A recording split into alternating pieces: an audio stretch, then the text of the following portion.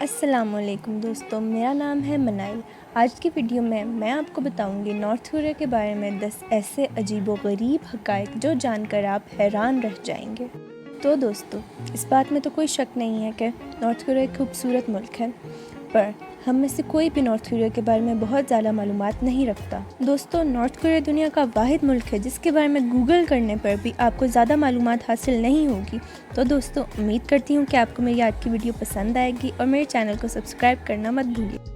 تو دوستوں، آپ دنیا میں کہیں بھی چلے جائیں، آپ کو جب اور جیسے بال کٹوانے ہیں آپ کٹوا سکتے ہیں، جبکہ نارتھ کوریا میں آپ کو صرف 15 طرح کے ہیئر کٹس کروانے کی اجازت ہے جو کہ حکومت کی طرف سے منظور کیے گئے ہیں۔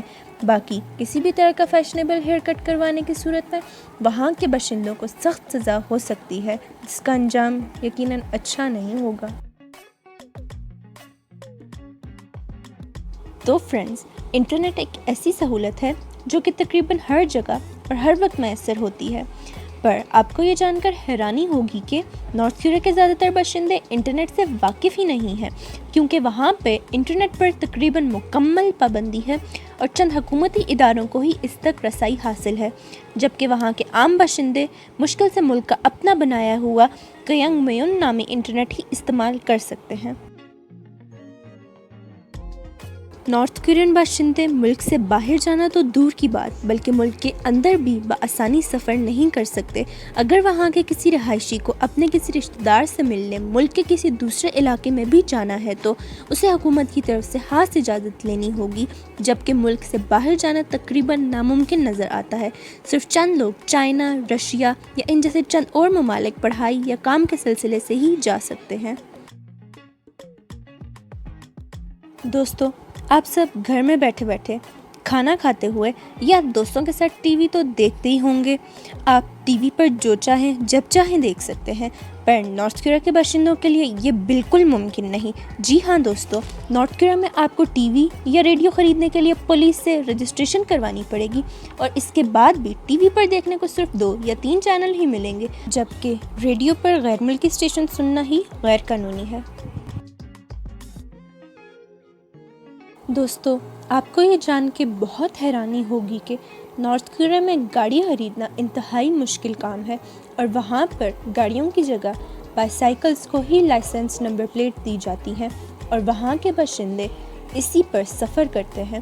ایسا اس لیے ہے کہ وہاں پر گاڑیاں اس قدر مہنگی ہیں کہ وہاں کے لوگ یہ خریدنے کے بارے میں سوچ بھی نہیں سکتے اور بائی سائیکلز کو ہی ترجیح دیتے ہیں۔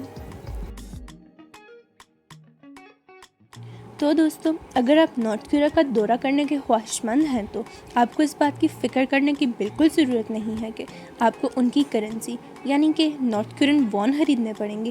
جی ہاں دوستو، آپ کو اس کی بالکل ضرورت نہیں پڑے گی، کیونکہ غیر ملکیوں کو وہاں کی نیشنل کرنسی یوز کرنے کی بالکل اجازت نہیں ہے۔ اگر آپ وہاں پر کچھ بھی خریدنا چاہتے ہیں تو آپ کو یوروز، یوان، ساؤتھ کورین وون یا ڈالر میں ہی پے کرنا ہوگا۔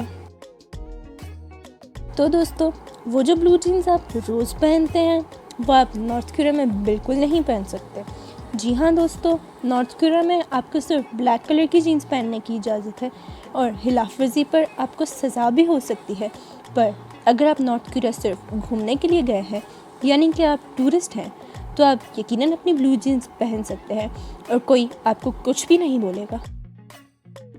تو دوستو، اسی سلسلے کو آگے لے کے چلتے ہوئے ہم آپ کو یہ بتاتے چلیں کہ نارتھ کوریا میں رہنے والے اپنی لوکل سم سے ملک کے باہر بالکل بھی کال نہیں کر سکتے، یہاں تک کہ ملک کے اندر موجود غیر ملکی کو بھی کال کرنا غیر قانونی سمجھا جاتا ہے۔ تو دوستو، اب آپ سمجھیں کہ آپ کا ملک آپ کو کتنی آزادی دیتا ہے، پر یہ سلسلہ ابھی ختم نہیں ہوا۔ تو دوستو، آپ دنیا کے جس بھی کونے میں رہتے ہیں، آپ نے کوکا کولا کا لطف تو اٹھایا ہی ہوگا، پر اگر آپ نارتھ کوریا میں رہتے ہیں تو آپ کو کوکا کولا کے بارے میں پتہ بھی نہیں ہوگا۔ جی ہاں دوستو، نارتھ کوریا دنیا کا واحد ایسا ملک ہے جہاں پینے کو کوکا کولا دستیاب نہیں۔ دوستو، ان سب پابندیوں کے ساتھ ساتھ نارتھ کوریا میں یوٹیوب پر بھی پابندی ہے۔ جی ہاں دوستو، جو یوٹیوب آپ ابھی استعمال کر رہے ہیں، یہی یوٹیوب نارتھ کوریا میں استعمال کرنے پر آپ کو سخت سزا ہو سکتی ہے۔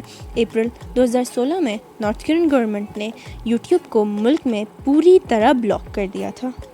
تو دوستو میری ویڈیو کو لائک ضرور کیجیے گا، میرے چینل کو بھی سبسکرائب ضرور کر دینا اور میری ویڈیو شیئر کرنا مت بھولنا۔